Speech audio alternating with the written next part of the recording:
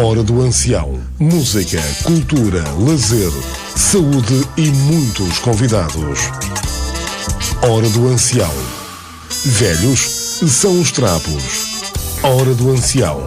Lugar à vida. Hora do Ancião. Velhos são os trapos.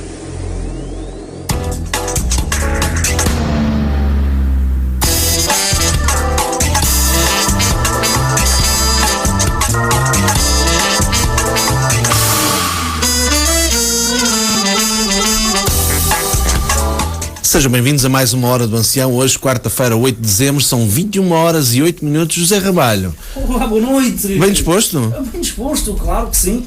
Tanto mais que hoje temos aqui um convidado, que é um grande amigo. Sim, nós só temos tido amigos aqui nos nossos convidados. É verdade. Os que não eram até aí passam a ser depois. Mas este é um amigo que está aí, portanto isso também ajuda à boa disposição no programa de hoje. Claro, sem dúvida nenhuma. Ora, hoje, 18 de dezembro, quarta-feira, em termos de efemérides, temos a assinalar algumas. Eu hoje vou assinalar mais as cinematográficas, já que estamos próximos de uma época natalícia, e o tema de hoje até será um tema bastante forte em termos de assuntos sérios. Portanto, vamos entrar suavemente, como quem chama pela gente. Eu sei que isto não é bom português, mas também os nossos 6 ouvintes também não se chateiam comigo por causa disso. Então hoje é uma data assinalável por um jovem que já não é tão jovem quanto isso, mas ainda faz muitas mulheres sonhar. Falamos de William Bradley Pitt, mais conhecido como Brad Pitt, e precisamente hoje é o seu aniversário, 18 de dezembro de 1963, e nasceu em Shawnee, no estado de Oklahoma, nos Estados Unidos, e faz a belíssima idade de 50 anos. Portanto, 50 anos. Sério? Então, um ancião Brad Pitt, é verdade. O Brad Pitt, um ancião. Qualquer dia vamos ter o Brad Pitt aqui na Mais Oeste connosco. Já estamos em contato com ele, com a Angelina. Eu já mandei um mail à Angelina. Angelina, filha, diz lá ao Brad. Ao pão. No Brada lá ao Pitt. Ao pão pita. Brada ao Pitt, que é para ele vir cá. Exatamente. Também ainda na área da cinematografia. Mas ela que venha também, a Jolie. A Jolie, é sempre bem-vinda, há sempre um cafezinho para a menina. Dizia eu que ainda na área cinematográfica, hoje há uma efeméride também de outro nascimento, de um jovem de 67 anos, e que tem marcado definitivamente a área cinematográfica das últimas décadas. Nasceu a 18 de dezembro de 1946 em Cincinnati, no Ohio, e falamos de Steven Alan Spielberg, conhecido como realizador de imensos filmes que nos deslumbram. Vamos destacar apenas alguns, no caso da A Lista de Schindler, que foi realmente um grande marco no seu trabalho, entre muitos outros, como o Tubarão, Jaws. Já agora fica a curiosidade que muita gente faz uma tradução errada, porque o filme chama-se Jaws e em português o filme chama-se O Tubarão, mas Jaws significa mandíbulas em português. Uma pequena retificação. O tubarão seria shark, não? Shark. Sabes que há também uma palavra portuguesa que é shark, que é carne de shark. Muito bem.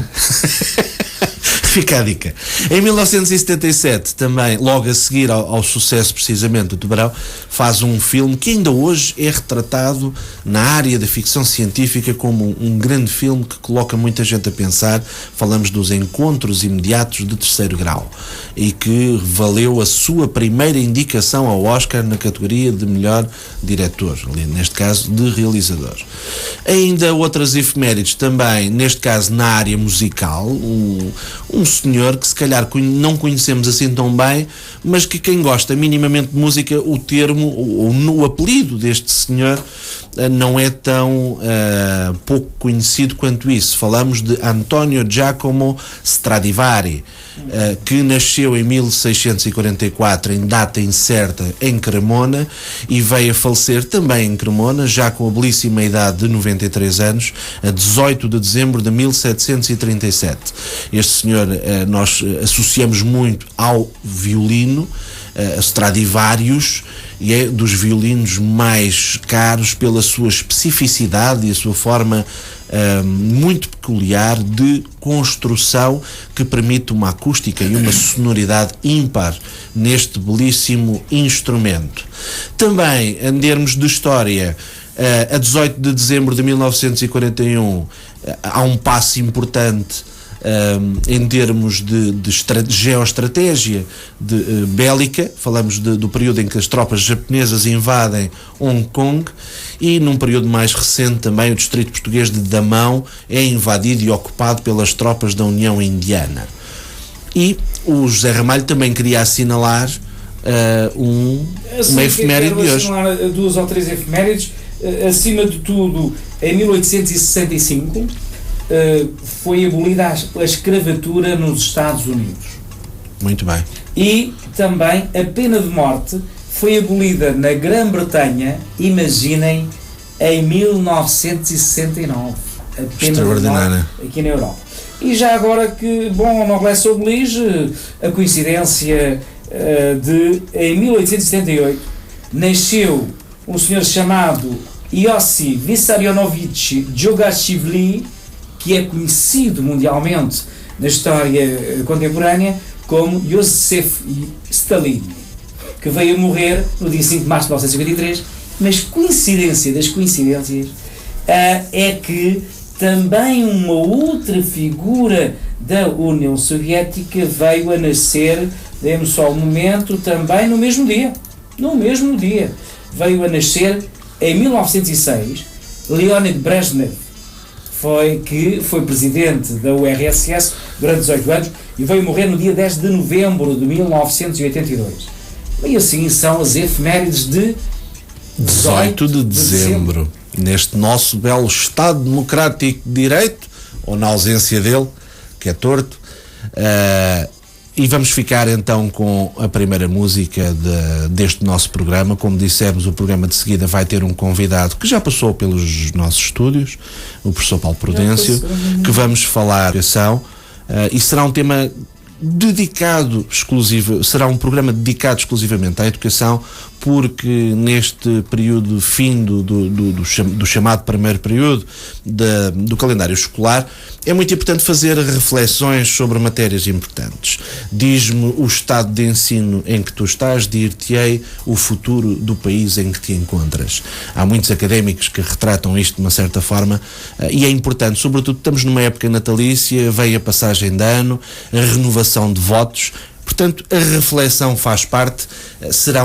Vamos falar de educação de uma forma tranquila e leve, mas começamos desta forma, como sempre, bem dispostos, e que melhor música para começar o nosso parte musical que a música de Natal da Mais Oeste, onde este belo roxinol também canta, mas felizmente conseguimos, através dos efeitos sonoros, diluir a minha maravilhosa voz nesta música onde todos nós que participamos e colaboramos com a Mais Oeste demos um bocadinho para cantar para vocês que estão desse lado, que merecem, e estes são os nossos votos de um Feliz Natal, umas boas festas, com seriedade, com responsabilidade, mas sobretudo também com muito boa disposição, como nós aqui na Hora do Ancião.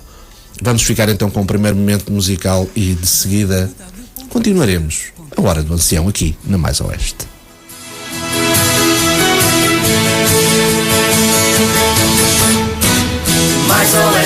Mais Oeste, aqui bom Natal. Mais Oeste, para ti bom Natal. É tempo de sorrir, é tempo de amar, e eu quero te ouvir. Mais Oeste no ar, bora lá cantar. Mais Oeste, aqui bom Natal. Mais Oeste, para ti bom Natal. É tempo de acreditar em sonhos e fantasias, nunca mais para dar muito amor e magia. em 94.2 FM ou maisoeste.pt, este é também Tempo de Fé. Queremos desejar muita luz e alegria. Dias plenos de sorrisos e muita magia. Neste Natal, que a luz da solidariedade permita a felicidade. Ilumine os nossos sonhos e nos dê momentos de grande harmonia. Mais Oeste ao encontro do seu dia-a-dia. Queremos mesmo é que seja feliz. Bora lá cantar. Mais Oeste, aqui bom Natal. Mais Oeste, aqui bom Natal. Brinquedos e presentes, doces e bacalhau. Todos estão contentes, isto não é mau.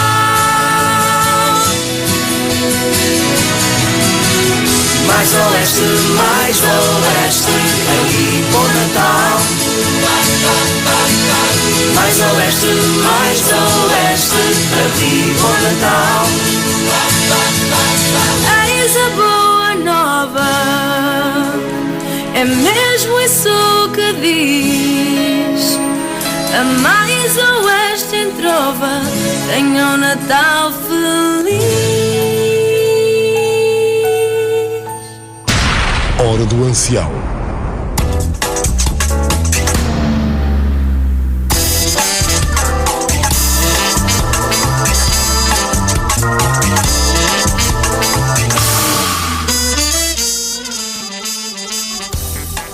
Ora, sejam bem-vindos de volta à nossa Hora do Ancião. Estão neste momento 14 graus na região oeste, já com alguma precipitação. A malta está precipitada, porquê? Porque é véspera de Natal, estamos próximos de Natal, não é tudo muito precipitado. Lá veio uma chuvinha que também tem ajudado a subir um bocadinho mais o termómetro, porque realmente isto tem estado um bocadinho mais fresco. Só por curiosidade, aproveitem o fim de semana, porque diz a meteorologia, não sou eu, portanto se correr mal não ralhem comigo, mas diz a meteorologia que no fim de semana não chove, mas depois, logo a partir de segunda-feira, já vem a chuva, portanto vamos ter à partida, se a meteorologia não falhar, um Natal molhado. Natal molhado, Natal abençoado. Lá diz o povão tem sempre razão. José Ramalho, vamos passar então ao Momento Cultural. Hoje o Momento Cultural é muito especial, dado que morreu um senhor chamado Ronald Arthur Biggs, mais conhecido Ronnie Biggs, um senhor inglês, que nasceu a 8 de agosto de 1929 e veio a falecer hoje em Londres, e é uma figura famosa, conhecida por ter assaltado em 1963 um comboio postal. E o senhor, na altura, com a ajuda de 15 cúmplices, ele roubou 2.600.000 libras, o que era uma pipa de massa na altura, e portanto, convertida para hoje seria, sei lá, qualquer coisa como 20 milhões e 600.000 libras, qualquer coisa por aí. Foi detido no ano seguinte, portanto em 1964, com a maioria dos envolvidos, e foi tendo vindo a fugir da penitenciária que está em Londres, em 1965, escalando o muro com uma escada feita de cordas. Vejam que ele também era inventivo para se safar destas coisas. Bom, fugiu para Paris, um passaporte falso e fez uma cirurgia plástica, o que também é concordante com esta necessidade de se afugentar. Em 1970 mudou-se para Adelaide, uma cidade na Austrália, e trabalhou, vejam só, na montagem de cenários, porque o homem era carpinteiro no início da sua vida profissional. Embora ele tenha sido alistado em 1947 na RAF, na Royal Air Force, mas foi dispensado do serviço em 1949, portanto 2 anos depois, por ter desertado. Portanto ele já tinha aqui uma vontade de ir desertando de coisa em coisa. Bom, estando ele na Austrália, trabalhou no Channel 10 e ao altura um repórter reconheceu, apesar da cirurgia plástica. Isto levou que o homem tivesse que fugir novamente e fugiu para Melbourne. E em Melbourne ainda esteve por ali um tempo e resolveu ir para o Brasil, onde veio a ser encontrado em 1974 por um jornal, o Daily Express, encontrou-o no Rio de Janeiro. Bom, a partir daí começou um processo de extradição entre o Reino Unido e o Brasil, porque não havendo na altura acordos bilaterais de extradição, portanto, aquilo entre o Brasil e o Reino Unido, aquilo foi demorando anos, até que em 2001 ele finalmente foi para a Inglaterra, tendo vindo a falecer. Portanto, hoje é evidente que há um conjunto de histórias à volta deste senhor, mas é famoso justamente por ter sido um dos assaltos, ter promovido, e um dos assaltos mais famosos do mundo, o tal comboio postal. Bom, não estou com isto a querer incentivar alguém a ir ao comboio postal, até porque hoje já não há comboios postal, certamente, existem outras formas de transferência de dinheiro e, portanto, muito pouco circula fisicamente nas estradas, e ainda bem. Mas, todavia, não deixa de ser curioso falar deste senhor e Ronald Biggs, ou Ronnie Biggs. Muito bem. Ficámos com um momento cultural de José Ramalho e vamos aproveitar para já de seguida, e sem mais demoras, entrar no nosso tema principal, que é precisamente a educação. Como prometido, a 11 de setembro, a altura em que o professor Paulo Prudêncio esteve connosco aqui nos estúdios da Mais Oeste, e conversámos um pouco com a pessoa, com o homem, com o seu percurso pessoal e profissional, e ficou prometido para esta altura, que nós achamos, pelas razões que já evidenciei, importantes para falar sobre a educação. E sobre a educação há aqui muitíssimos temas que são, na verdade, importantíssimos para escalpelizar ao nível da evolução da educação, da evolução de todas as incidências à volta da educação e da própria organização interna e externa, nomeadamente a disciplina, falar da contratação de professores, a famosa história do público ou do privado, entre muitas outras coisas. E para isso, bem melhor do que eu, temos obviamente aqui o nosso convidado que nos vai falar sobre isso.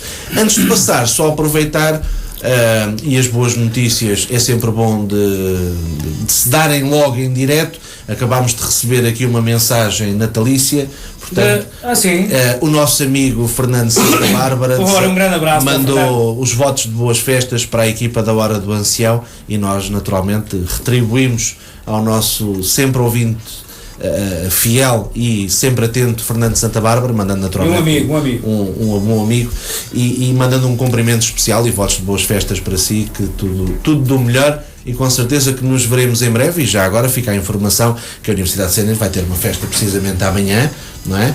E fica a informação extra para quem está a ouvir, que à partida receberá uma visita da minha parte, e que terei todo o gosto em rever bons amigos que lá deixei não, é uma forma de falar. Ora, professor Paulo Prudêncio, mais uma vez obrigado por ter aceito o nosso convite, o nosso desafio para estar aqui hoje para falar de educação. Eu queria fazer um pequeno desafio com uma frase de Paulo Freire, esse educador brasileiro, e que diz: se a educação sozinha não pode transformar a sociedade, tampouco sem ela a sociedade muda. Pode ser um modo para começarmos a falar sobre a educação, Paulo? Boa noite aos dois. Estou aqui com muito gosto, muito obrigado pelo convite. O Jorge foi um dos meus primeiros alunos aqui nas Caldas da Rainha. Zé Ramalho é um amigo. Não fui aluno. Não, mas tenho todo o gosto. Conheci-o há menos tempo. Encontro muitas vezes no Centro Cultural com conversas muito agradáveis. Sim, essa questão levantada é muito interessante. Eu, por acaso, no outro dia estava a ler um texto da Ana Arendt, que dizia que a educação é uma coisa demasiado séria para ser deixada aos políticos e aos pedagogos.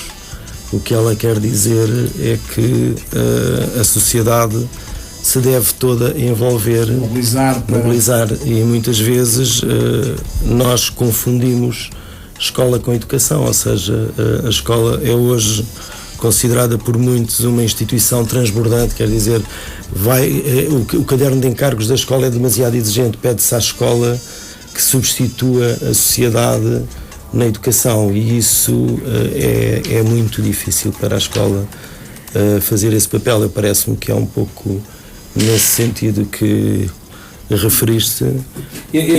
Já agora, aproveitando que estás a dizer, sim. O Paulo Freire dizia mais uma coisa, que é: ninguém educa ninguém, ninguém educa a si mesmo. Claro. Os homens se educam entre si, mediatizados pelo mundo. Portanto, é também um pouco isso que estavas a referir, de alguma forma, não é? Que é o estares que é o papel que cada um de nós tem, cada um de nós como cidadão tem obrigatoriamente no processo educativo. Sim. Não só remeter para a escola essa... É uma corrente que devemos distinguir o que é a educação no sentido lato e o que é a escola e o que é o ensino. Por vezes já aconteceu, há um pedagogo, um psicoterapeuta, Carl Rogers, que foi muito conhecido na altura, que defendia a empatia entre o professor e o aluno, e isso transposto depois para a sala de aula e para a forma como as escolas se organizam, acabou por se transformar numa coisa algo trágica. Isto remete-nos talvez para um problema educativo atual que tem origem na Revolução Francesa. Na Revolução Francesa o outro passou a ser tratado como um igual. Isto foi um avanço importante, mas que foi transposto para a educação, e na educação isso não pode acontecer. Nós, quando estamos a falar de crianças, quer no papel de educadores, quer no papel de professores, a criança não é um igual, é o outro, não é? E necessita de liderança, necessita de autoridade. Na escola é importante que o papel a quem compete organizar, a quem compete avaliar, a quem compete escolher aquilo que há para aprender, e ou que há para ensinar. Sobretudo em termos de avaliação, cada vez mais cedo se começam a criar modelos de avaliação a todos os níveis, não só a avaliação dos conhecimentos das crianças, mas também da avaliação do estado emocional, do estado psíquico da criança. Mas falando até há aqui uma dúvida entre muitos académicos que se dividem na opinião a partir de quando é que faz sentido realmente dar mais crédito a determinado tipo de avaliações, porque há ali, tendo em conta que a evolução do ser humano é diferente no homem e na mulher e vai até já quase aos 20 anos ou mais, até que ponto estas avaliações não podem dar informações que podem ser se calhar menos bem interpretadas, e podemos falar até de alguns métodos que se calhar são um bocadinho polémicos, mas que, no entanto, são alguns mecanismos que já começam a dar valores. E, por exemplo, os resultados que surgiram em 2012 do PISA, que permite já em determinadas áreas académicas ou científicas, que fale-nos um pouco sobre esses resultados. Qual é a interpretação? Isso é muito interessante. Que começamos a fazer por isso? É muito interessante, Jorge, porque têm sido muito mediatizados os resultados do PISA. O PISA é um programa de avaliação de alunos que abrange alunos praticamente de todos os países do mundo, e depois são elaborados uma série de estudos e rankings, etc., e relatórios que são depois divulgados. Eu até me parece, atualmente, na discussão sobre educação, até se pode fazer algum separar das águas a propósito do PISA. Portugal entrou no PISA em 2000, e os resultados começaram a ser disponibilizados, aquilo é de 3 em 3 anos, em 2003, 2006, 2009 e 2012. E eu não queria deixar de dizer o seguinte: para os professores, o PISA consta de testes na leitura, na matemática e nas ciências. Logo no primeiro ciclo? Não, também não. Os resultados PISA são sobre estas 3 áreas e destinam-se a criança, ou são feitos por jovens com 15 anos. Portanto, quando estamos a falar dos resultados PISA 2012, estamos a falar de crianças que entraram na escola em 1998. Os professores sabem que, e porque a sua vida é à volta das avaliações, quer como alunos, quer depois como professores à volta dos testes, etc., e sabem que os testes são instrumentos fundamentais da pedagogia, mas que depende da forma como os utilizamos. Exatamente. E os testes PISA, houve uma crítica recorrente à escola pública portuguesa que dizia que o investimento, a percentagem do PIB que nós investíamos em educação era exagerada porque nós não tínhamos resultados. E é aí que eu queria separar as águas. Havia os que diziam isto, e o Jorge encontra-os neste último guião da reforma do Estado, encontra-os no Ministro da Educação, no Fórum para a Liberdade de Educação e nas pessoas que se revêem aí, e depois há os outros que não concordam com isso. É onde eu me encontro, onde eu me situo. Ora, o que é que os resultados PISA 2012 vieram revelar? Vieram revelar os de 2009 principalmente, não os de 2012 já nem tanto, os de 2009 vieram revelar um espantoso progresso da escola pública portuguesa, portanto das crianças que entraram na escolaridade em 1998 e que tinham 15 anos em 2009, e nós hoje, estes resultados são excelentes, e eu digo com gosto, até porque os professores, como eu disse há pouco, não entendem, os testes valem o que valem, não é? Estes são testes que os alunos fazem de 45 a 90 minutos nestas 3 áreas, mas ouvimos uma agenda que era contra a escola pública, que dizia que nós gastávamos demais e que principalmente não tínhamos resultados. Mas esses resultados são inequívocos? São inequívocos. Nós chegámos a 2009 e nós já sabíamos que os indicadores da nossa escolaridade eram muito bons, quer ao nível do combate ao abandono escolar, quer na integração de alunos com necessidades educativas especiais, etc. Mas tínhamos sempre este problema que nos diziam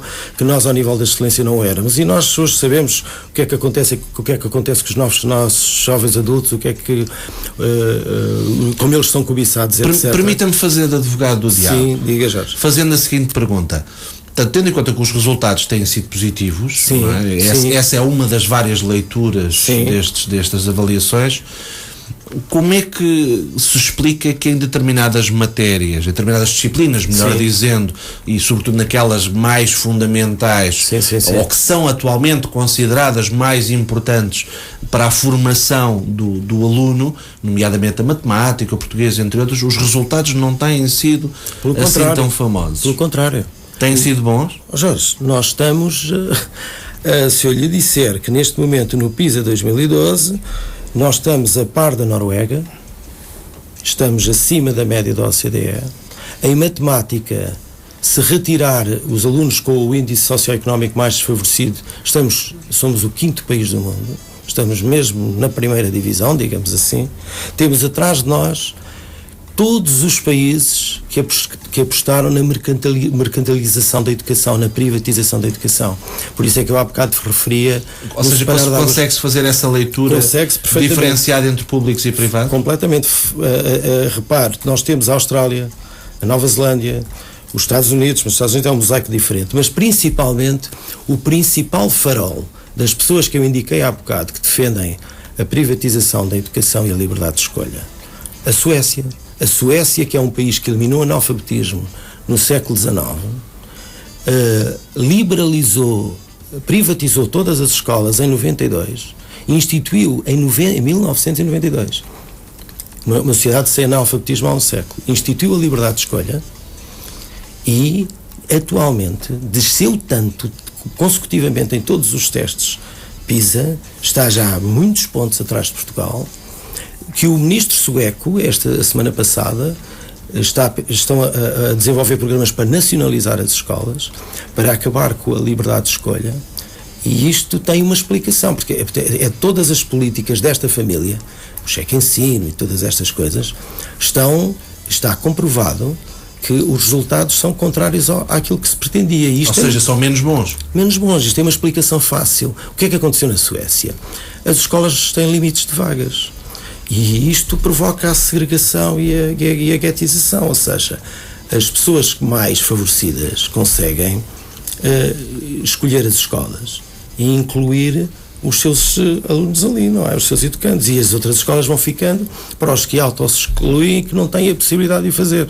E isso vai criando uma grande desigualdade. Neste momento, o que os suecos perceberam que é que tinham uma estagnação nos melhores resultados, mas um decréscimo acentuado Nos resultados mais fracos. Então, em termos de resultados, neste momento, o que é mais, se é que há resposta à minha pergunta, eu próprio como aluno, muitas vezes lembro-me, enquanto estudante, era um tema com que me debatia.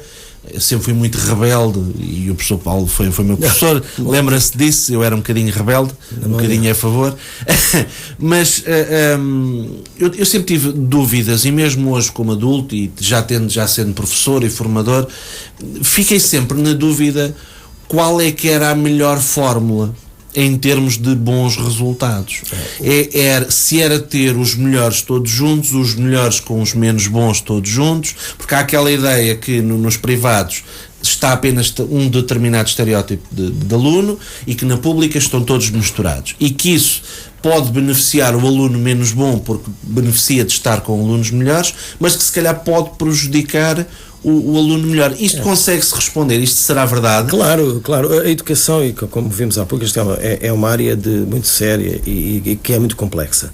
Mas que, por exemplo, nós temos um último estudo do Joseph Stiglitz, que é um livro que ele publicou, que é O Preço da Desigualdade, em que ele explica de alguma forma, algo que vários investigadores já explicaram, o grande desafio da escola pública como um valor da democracia é o aumento das classes médias e combater a desigualdade.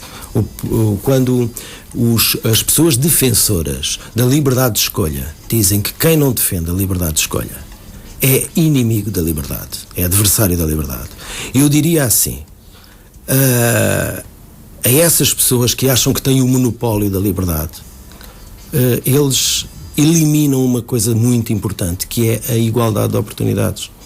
E o que nós percebemos é que os sistemas de privatização acentuam as desigualdades de oportunidades. Muito é o que diz o Joseph Stiglitz, quer dizer, talvez na Europa tenha sido onde se conseguiu aumentar as classes médias e eliminar, de alguma forma, atenuar a desigualdade de oportunidades, porque a escola europeia vai perpetuando a desigualdade de oportunidades e as classes sociais, porque é assim que quem tem dinheiro consegue proporcionar uma melhor educação aos seus educantes.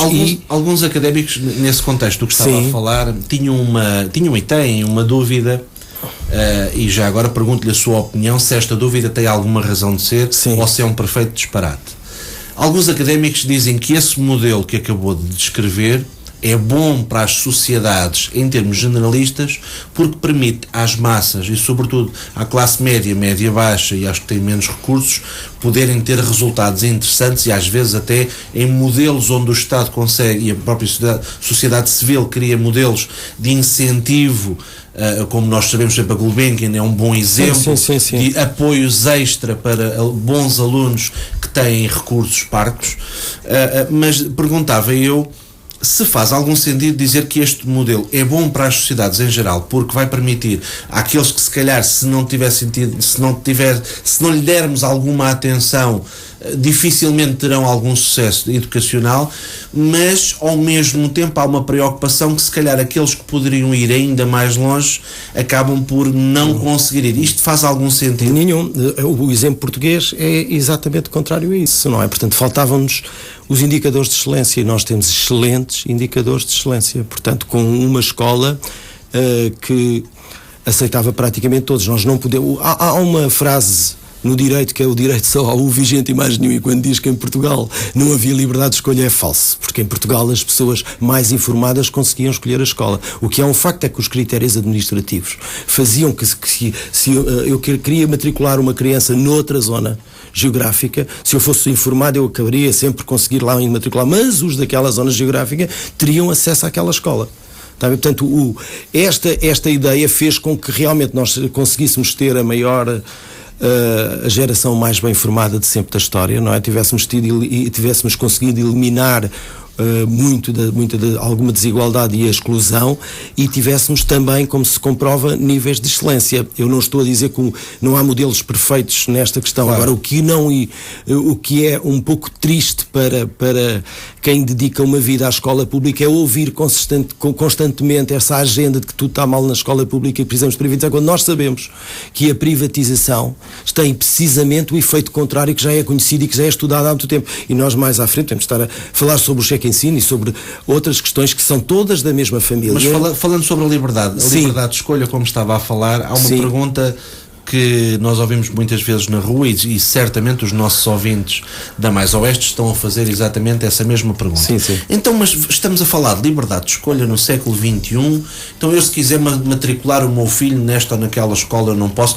Explique-nos, para que os nossos ouvintes possam perceber qual é o ponto de situação atual sobre como é que realmente é feita hoje em dia a escolha das escolas, o que é que está por trás e os tais perigos destes aumentos de estes desfazamentos e aumentos de desigualdades escolares. O último guião da reforma do Estado vai na família oposta a onde eu me encontro e que vai caminhar no sentido de uma seleção que vai aumentar a exclusão. Os mais ricos com os mais ricos, escolas, os mais pobres com os mais pobres. Exato, como deu certo. Escolas para ricos, escolas para pobres. Porque é um guião mais economicista que outra coisa. Eu até diria que o ódio, entre aspas, à escola pública parece indicar qualquer medo à democracia. Medo da democracia. Parece-me que porque as democracias só se consolidam com classes médias fortes e numerosas, não é? Portanto, isso era um caminho que nós estávamos a percorrer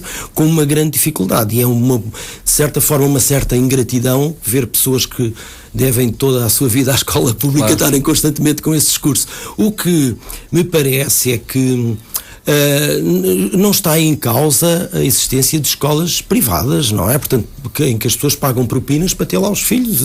O Estado tem que as reconhecer como escolas privadas, as pessoas pagam as suas propinas e os filhos frequentam aquelas escolas, não é? Agora, a democracia exige que haja uma escola pública para todos e que seja forte e que tenha qualidade, não é? Portanto, isso é uma tarefa que se exige a uma sociedade democrática e leva décadas. Então vamos para os nossos ouvintes. O que é que falha neste momento? Neste momento, nós, pelo que nos dizem todos os indicadores, nós estávamos a percorrer um bom caminho nas últimas 2 décadas, não é? E este discurso de que a percentagem do PIB que nós gastávamos ou que investíamos em educação não foi recorrentemente muito mediatizado e a certa altura as pessoas convenceram, não sei como é que a sociedade reage a isto e há agora uma série de soluções que estão a ser criadas e que foram criadas com as cooperativas de ensino, nós podemos falar disso, das chartas de escola, etc., que levaram a que se esteja a prever sem estar a querer ser pessimista, uma regressão na frequência da escolaridade. Nós já estamos, nós temos neste momento 3,5 milhões de pessoas que não terminaram a escolaridade obrigatória de 12 anos, não é? Temos 1,5 milhão de pessoas que não acabaram o 9º ano e a boa verdade, até podemos dizer se calhar que há uma falácia estatística. Sim. E que os próprios políticos contribuíram e de sobremaneira porque criaram alguns modelos de ensino com todo o respeito por todos os alunos e professores que por lá passaram, mas entre ter modelos de ensino que faz o ensino secundário em 3 anos e outros modelos em 1 ano e meio. Exatamente. E que se calhar tem uma qualidade menos boa, eu repito, não quero... Jorge, deixe-me dizer-lhe aqui uma coisa que é espantosa. Eu só quero é que os nossos ouvintes não fiquem a pensar que eu estou a retirar mérito ou valor a quem faz estas univas e estes outros modelos, com todo o respeito por toda a gente, é muito bom. Mas nunca se sabe o que é que os ouvintes conhecem destas coisas, não é? Mas, por exemplo, a Alemanha, que é um caso muito badalado, não sei se as pessoas se lembraram, mas aqui há pouco tempo o Ministério da Educação fazia autênticas peregrinações à Alemanha para importar aquilo que é o ensino dual, que é um ensino profissional a partir dos 13 anos, não é? E nós olhamos para os relatórios PISA e a Alemanha, os resultados são fraquíssimos. A OCDE diz que a Alemanha tem um ensino perigosíssimo nesse aspecto, porque eles não têm quadros superiores, eles justamente andam pela Europa atrás de engenheiros. Eu outro dia li, já não sei quem, alguém que disse que aos 13 anos um alemão, eles conseguem formar um bom carpinteiro, mas que será carpinteiro toda a vida. Eles têm este grande problema. Portanto, quer dizer, o que acontece em Portugal é que nós tínhamos um caminho para percorrer e não estamos a percorrê-lo, estamos a quebrar aqui uma série de coisas. Portanto, nós vemos esta questão. E esse quebrar tem a ver com a privatização. Nomeadamente, tem a ver com a falha de alguns projetos como as Charter Schools, como o Cheque Ensino. Por exemplo, o Cheque Ensino. O Cheque Ensino é uma experiência que começou nos anos 60 nos Estados Unidos. E o que destinava-se a quê? Eram cheques que eram entregues a famílias muito carenciadas para poderem colocar os filhos na escola. Está a ver? Portanto, os suecos têm uma experiência parecida, já abandonaram, porque no sistema português vai resultar em quê? Vai colocar... nós aqui em Portugal temos algumas escolas completamente privadas, não é? Que são as tais que estão à frente nos tais rankings, mas que também deve ser dito que os rankings que foram feitos ultimamente, que incluíram o índice socioeconómico, só incluíram o índice socioeconómico das escolas públicas. O Ministério da Educação não divulgou o índice socioeconómico das escolas privadas mesmo. Porquê é que não divulgou? Não divulga porque... Não é permitido? Não, tem que lhes perguntar. Porque para as escolas... Seria uma boa comparação, não é?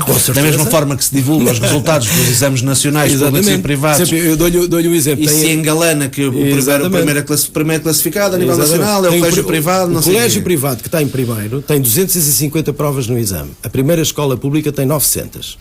Se escolher as melhores 250 resultados da escola pública, ela tem melhores resultados. Claro, faz uma média claramente diferente. Se considerar o índice socioeconómico, mais ainda, está a perceber? Mas isto parece-me que há aqui todo um interesse em ir ao Orçamento do Estado. E o interesse é económico, não é? É muito difícil de combater, porque... no fundo, o que vamos ao ler ou interpretar esses relatórios, percebemos que há uma manipulação de números, uma vez que estamos nos relatórios PISA não. Não, tudo bem. Nos relatórios PISA não, estamos a desses que estás a referir. Sim. Em Portugal há, claramente. Como é que não se desmascara esse processo? Ou seja, porque é que não há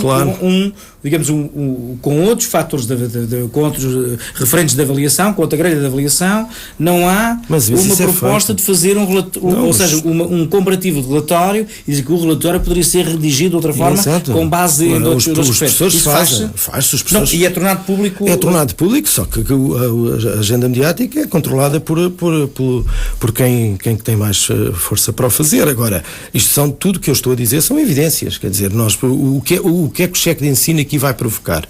Como eu estava a dizer, os privados que pagam propinas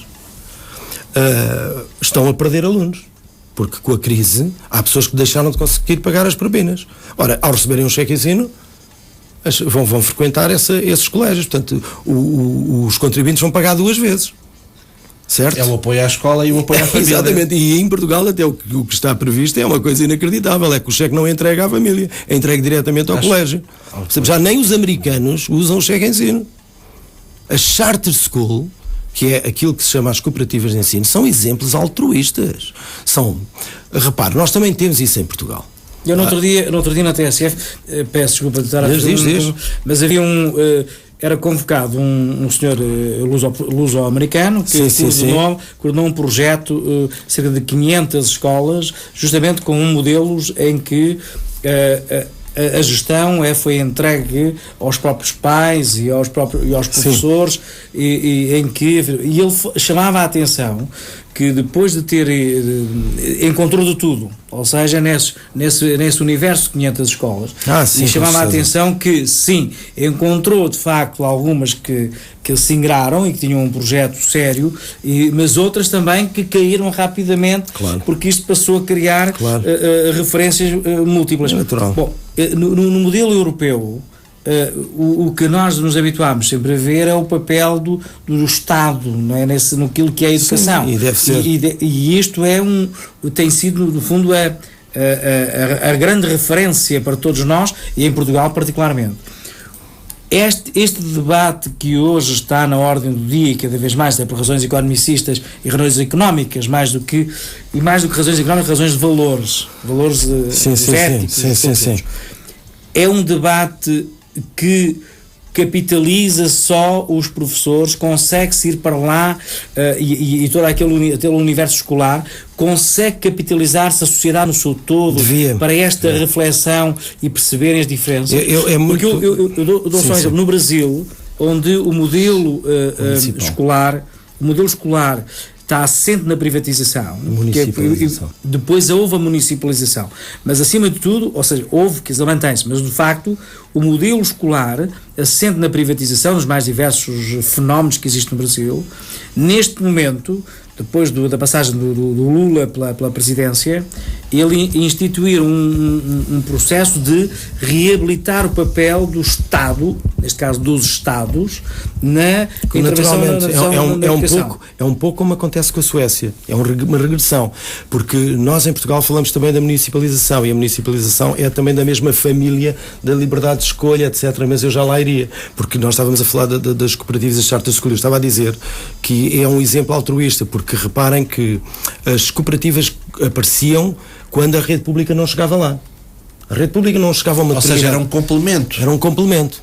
E então, enquanto não havia rede pública, havia um conjunto de pessoas que se juntava, formava a cooperativa, e o Estado ia financiando até a rede pública chegar. Exatamente. E porque se percebia, porque em Portugal já houve exemplos que me correram muito mal, que resultaram quase em sistemas feudais de municipalização, como aconteceu no próprio Brasil. Como sabes, eles estão a regredir porque a municipalização, nós não temos esta... É algo que leva um pouco àquela coisa do... que o modelo administrativo brasileiro também é distinto, isso também faz com que, muitas vezes, quando falamos da municipalização no Brasil, não tem a similitude com o sistema municipal português. Exato, e nós estamos muito arriscado para a nossa democracia e para o futuro do país desinvestir na escola pública e o Estado deixar de fazer isto. Nós não temos qualificação nem valor para deixar de fazer isto. Eu digo já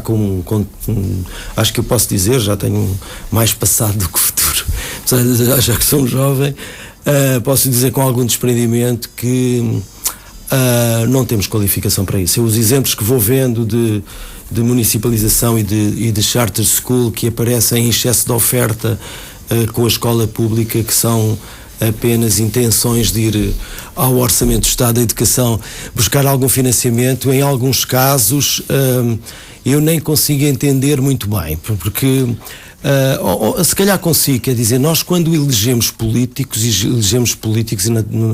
para gerir a causa pública, não é? Portanto, para gerirem os seus municípios. Mas se calhar falta ali mais qualquer coisa. Sim, mas eles não estão qualificados para gerir escolas, hospitais ou tribunais. E depois, deixe-me dizer-lhe uma coisa, Jorge, que está muito associada, que é uma coisa do que eu tenho assistido e do que eu tenho ouvido e lido, é aquele discurso meritocrático de que agora aqui para o nosso município nós vamos gerir a escola e vamos escolher os melhores. Percebe que é uma coisa que faz parte dessa família muito mal sucedida, porque a meritocracia é uma coisa bem pensante e sedutora a todos nós. Assim, realmente não sei que é um ranking, que escolher os melhores, mas tem sempre efeitos, normalmente tem efeitos trágicos. Eu dirigi uma escola pública, como sabe, durante 10 anos para quem não sabe, é a BI de Santo Onofre. Exatamente, nunca senti a necessidade de ser eu a escolher. Há 40 grupos de recrutamento de professores e em cada escola eu nunca senti essa necessidade. Isso tem de ser feito por concursos públicos e transparentes. Eu não me sentia capaz, autorizado, competente para escolher eu os próprios professores. Eu ouço dizer que... Portanto, neste caso é contra esta proposta que está em cima da mesa e que vai surgir à partida no próximo ano letivo em Óbidos. Eu acho isso uma coisa muito impreparada, porque repare... Mas não é menos verdade, já agora mas deixe-me só dizer-lhe, eu estava a falar desse exemplo, eu naqueles 10 anos em que dirigi Santo Onofre, eu acho que isso, posso dizê-lo, pode parecer um exercício modesto, mas quando cheguei ao fim daqueles 10 anos, os alunos eram melhores. Nós tínhamos reduzimos muito o abandono escolar, integrámos os alunos com necessidades educativas especiais e tínhamos excelentes resultados também. Mas estávamos todos melhores. Ao fim daqueles 10 anos, os profissionais que lá trabalhavam, eu próprio e as pessoas que me acompanhavam na direção da escola. Quais as Deixe-me só dizer-lhe isto. É assim, Jorge, deixe-me dizer-lhe uma coisa.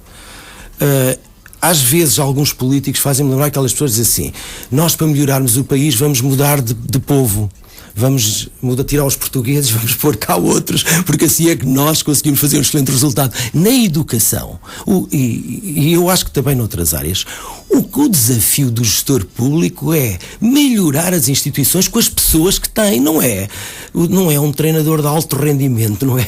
Que vai só selecionar ali uns quantos.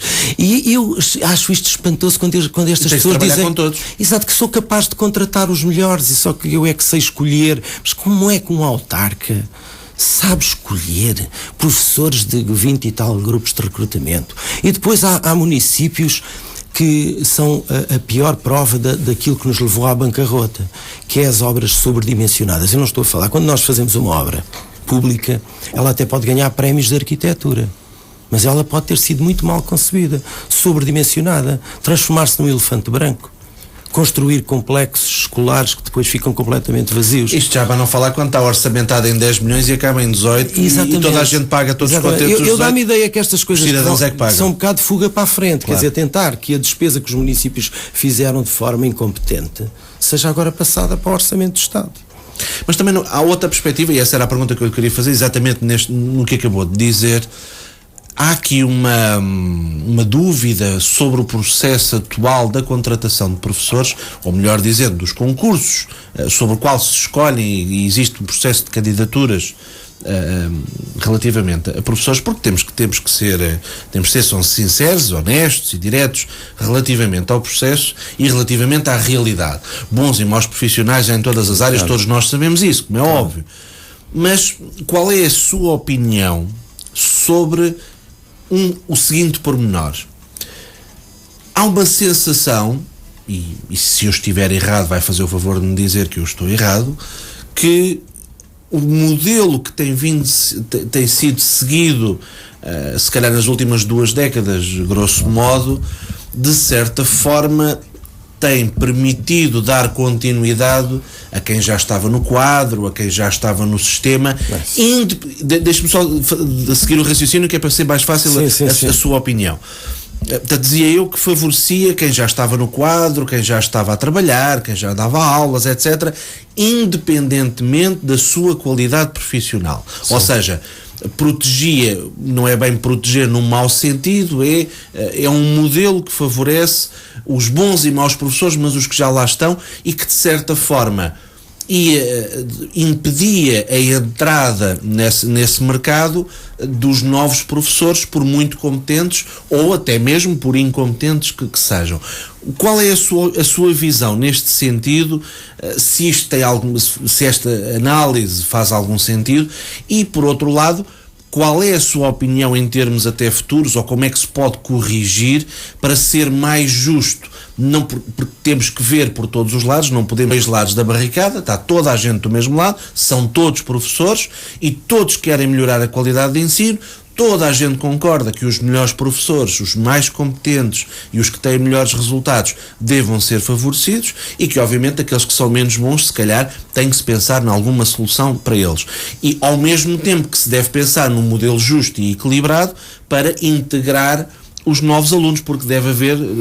Eu ia dizer um disparate, eu ia dizer que há lugar para todos, nós sabemos que não há lugar para todos, e daí eu contive-me imediatamente, corrigi-me ainda antes de falar, mas de certa forma há que pelo menos ponderar como é que nós podemos melhorar este sistema atual para integrar as novas fornadas de recém-licenciados que com certeza há de haver muita gente com qualidade, e o que é que se pode fazer em termos de sistema para aqueles que não têm tanta qualidade quanto isso e que se calhar também acabam por ter se calhar não têm mesmo um efeito negativo do sistema de ensino em si.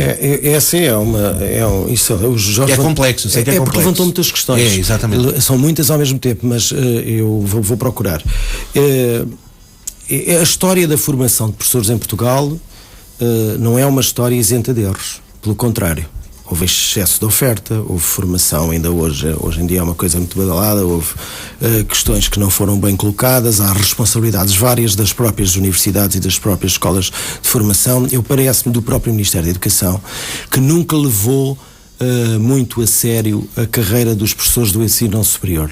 Pois também há uma série de falácias que são da mesma família do que temos estado a falar há pouco, daquela agenda que se foi construída. Está tudo mal na escola pública, eles nunca foram avaliados. Aliás, em 2005 fez-se isso bem, foi apontar ali os professores. Houve uma certa altura parecia que se dizia que os professores da pública eram todos maus. Exatamente. Ou que os maus professores só iam. Como que vamos preparar o despedimento destas pessoas, não é? Vamos precarizar estas pessoas. A lógica do discurso tem que ser uma lógica democrática e coerente. Exatamente. Há bons e maus profissionais em todos os setores. Mas como sabe, o Jorge, como sabe, isto não começou-se com a entrada da Troika, já antes disso. Há muito mais tempo. Há mais tempo que se pretendeu reduzir o número de professores e então a forma de o fazer foi dizer que eles não eram avaliados, não eram competentes, etc. Apesar de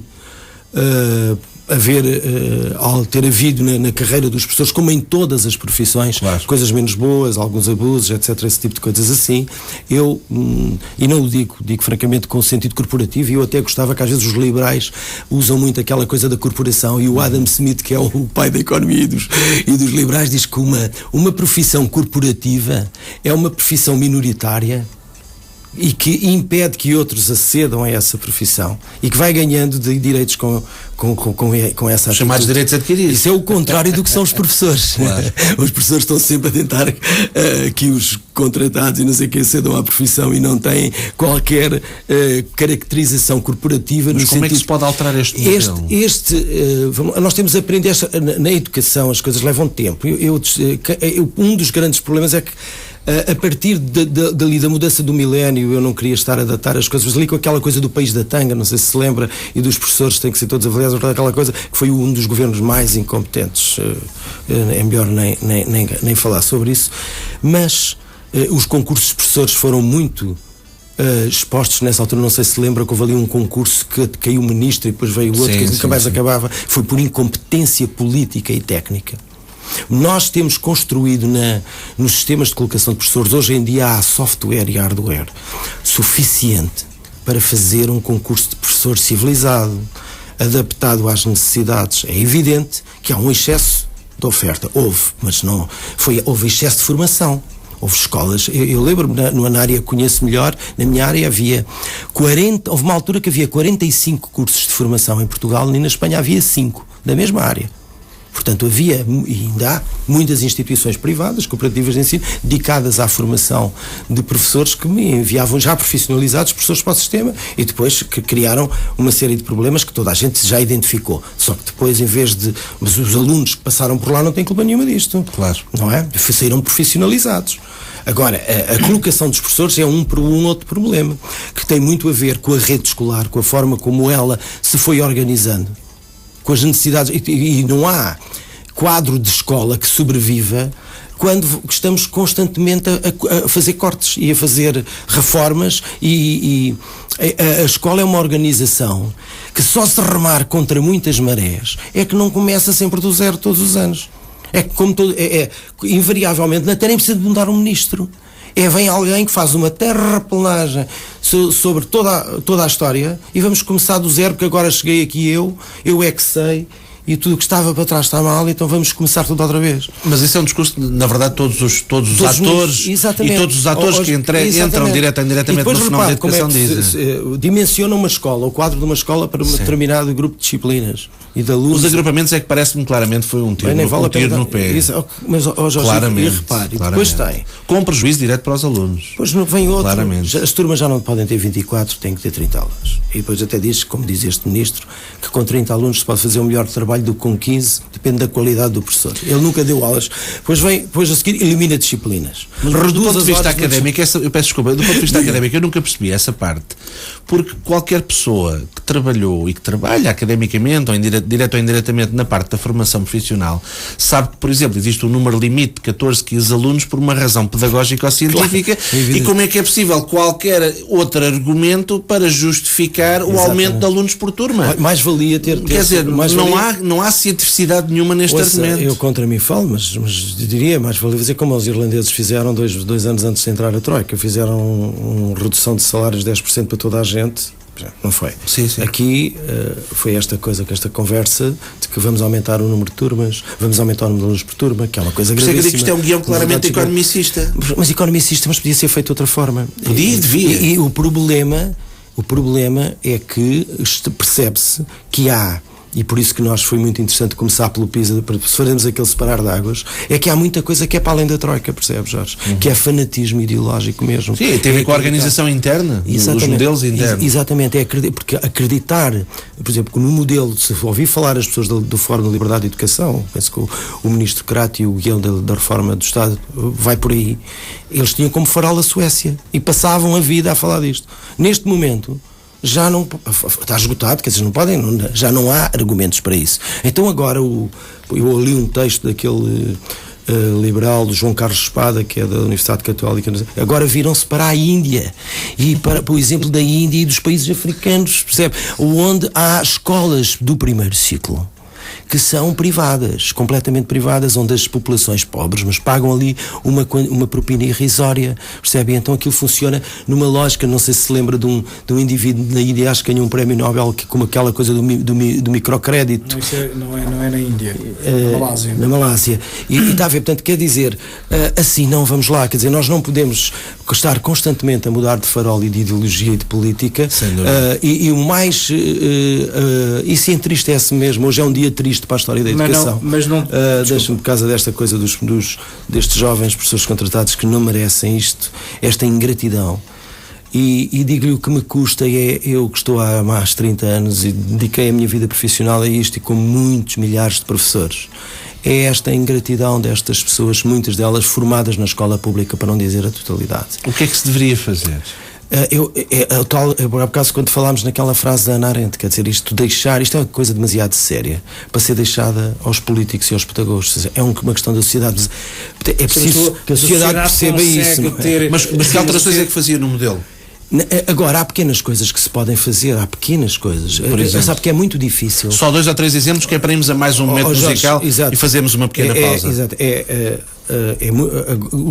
Como eu estava a dizer há bocado, as pessoas estão tão fartas de reformas sucessivas que agora, para recuperar algumas coisas do que já foi destruído, tem que ser feito com muita inteligência e passo a passo. Mas há coisas que são fundamentais. O número de alunos por turma, os cortes curriculares que foram feitos em algumas áreas disciplinares. Há disciplinas que desapareceram positivamente e não há nenhum fundamento empírico, não há estudos empíricos, nada que garanta isso. Qualquer dos países que tem melhor, que eu não quero ir para os resultados PISA, já percebe? Tem todos aquilo que nós concebemos como uma escola completa, não é? Portanto, uma escola que vá para as áreas todas, aquelas coisas todas. É evidente que isso pode-se fazer sem ser necessário aumentar o investimento, mas também não podemos partir de 7% do PIB, e temos agora um PIB mais pequeno, que era o que tínhamos para a educação. Eu acho que já vamos abaixo de 3. E depois o incomoda a forma como se manipula a informação. Nós despedimos em 3 anos 30 mil professores, e dizer-se que não há despedimentos na administração pública. Não há despedimentos. Então a Comissão Europeia, simplesmente deram-lhe outro nome. A Comissão Europeia deu 2 meses ao governo português, que senão vai para o Tribunal Europeu. A Comissão Europeia, por causa destes professores contratados que estão há 20 anos consecutivos a contratam. É verdade. E depois ouvimos falar de comunicação social tem ajudado horários zero, mobilidade e não sei o quê, percebe? Quer dizer, isto é muito lamentável. Nós não estamos a cuidar da democracia. A escola pública é um valor precioso da democracia. Nós temos que olhar o futuro e não poder, quer dizer, o futuro de todo o Estado, o futuro de todos. Eu acho que as pessoas, acho que quando algumas pessoas, políticos locais e nacionais, falam sobre educação, acho que, como sobre todas as áreas, deviam ter algum cuidado, deviam estudar, saber do que é que estão a falar e não dizerem assim umas coisas. Aliás, acho que as empresas também não seria cordial que uma pessoa fosse eleita autarca e a seguir dissesse: agora vou gerir as empresas aqui da minha região. Já faltam mais. Gerir empresas. José Ramalho queria fazer uma pergunta antes de colocarmos uma música. A questão que estava, que é sempre encontrar o caminho ou a forma de colocar no centro da agenda a discussão certa. Ou seja, quando se diz que a sociedade, como a Ana Arendt, e voltando a convocar a Ana Arendt para a nossa conversa, que a sociedade é que tem que dar a resposta, mas a sociedade é um todo muito dispar e, portanto, não está estruturada nem organizada, sabendo nós que em Portugal não há uma prática de organizações de cidadãos, ou seja, também não vivemos, ao contrário de outros países da Europa, eu prefiro centrar-me na Europa, que é o paradigma que devemos seguir. Daqui a pouco também vamos ver, porque aqui no relatório PISA, quando situa 4 países, Xangai, China, Singapura, Hong Kong, China e a China Formosa, portanto, ou seja, situa aqui a Ásia no topo dos topos, mas extra topo, porque depois só começa o primeiro país, é que é a Coreia na matemática, o Japão na leitura e o Japão nas ciências. Bom, mas centrando em Portugal, como é que estruturas é que se podem convocar para disponibilizar uma discussão e colocar na agenda da educação de uma forma séria o debate que não tem sido colocado? Muito bem, porque concordo. Deixa-me, só quero acrescentar mais um pormenor, que é, também é verdade que muitas vezes, por desconhecimento, porque a nossa sociedade não é construída numa forma de entender o fenómeno, não refletir sobre o fenómeno da educação nem sobre outros fenómenos, mas a educação que nos traz hoje aqui à nossa conversa, também não tem capacidade de entender este fenómeno. Muitas vezes, quando vê os professores com algumas discussões, remete inequivocamente para que eles só estão a discutir uma das coisas. Exatamente. Ou é o lugar, a profissão, ou é o seu salário. Portanto, a discussão não... Como é que é possível ter uma discussão séria sobre esta temática quando já à partida temos isto resolvido? E que sociedade? E onde é que são os números? Olha, eu posso dar pequenas coisas, Jorge, como falámos há pouco, estava-me a perguntar em relação à educação, e o Zé Ramalho estava a falar do número de alunos por turma, não sei o quê. Há questões de educação que toda a gente percebe. A que horas é que as nossas crianças se deitam? Como é que as famílias passam os tempos livres com as crianças? As famílias têm tempo para as crianças. Os jovens têm tempo têm vida para ter filhos. Como é que nós fazemos para eles? Como nós já temos mais imigrantes jovens do que na leva logo a outras questões, nomeadamente, por exemplo, como é que a sociedade está organizada para as mulheres poderem ser simultaneamente mulheres de carreira e mães, por exemplo, ou quantas horas é que um homem e uma mulher passa por dia a trabalhar. Não é? Isto é educação. Há pais que trabalham de sol a sol, praticamente não vêm. Já estamos a falar de educação. É preferível armazenar as crianças ou ter tempo para elas. Eles que veem como estão no Facebook às 3 da manhã, às 4 da manhã com 10 anos, que comem, e depois, há bocado que eu estou a dizer, todas estas questões que são levantadas, sabe para onde é que elas são remetidas? Para a escola que resolva. É verdade. Outro dia até houve um ministro que disse que devia haver uma disciplina de empreendedorismo. Exatamente. Foi imediatamente criticado porque era um disparate. O homem estava a falar do que não sabia. Exatamente, a escola tem um caderno de encargos insuportável. Já agora da mesma família da mercantilização da educação. Ora, vamos fazer só uma pequena interrupção. São 22h14. A conversa vai agradável. Ainda temos mais alguns assuntos para tratar, porque este assunto é realmente importante, e tendo em conta que nas próximas 2 semanas não faremos programa em direto, porque, como sabem, é dia de Natal e dia de Ano Novo, portanto vamos prolongar um pouco mais o nosso programa e vamos então passar ao próximo momento musical. E já que estamos num momento de esperança, a música é escolhida apropriadamente para isto, porque embora nós debatamos de uma forma incisiva estes assuntos, estas temáticas que passam pela educação, mexendo com economia, política, entre muitas outras áreas, não deixamos de pegar nestes debates como estamos a fazer hoje, com esperança, ou seja, na esperança de corrigir o que está menos bem, para podermos ter um modelo educacional mais consentâneo e, no fundo, que faça aquilo que todos nós queremos, é que a escola permita estar organizada de uma forma coerente para formar e educar bem, e que os nossos alunos consigam, com aquilo que aprendam, fazer uma ponte adequada para o mercado de trabalho e para outra escola fundamental que vai acompanhar sempre, que é a escola da vida. Bom, vamos ficar então com A Perfect Day de Lou Reed. Até já, aqui na Mais Oeste.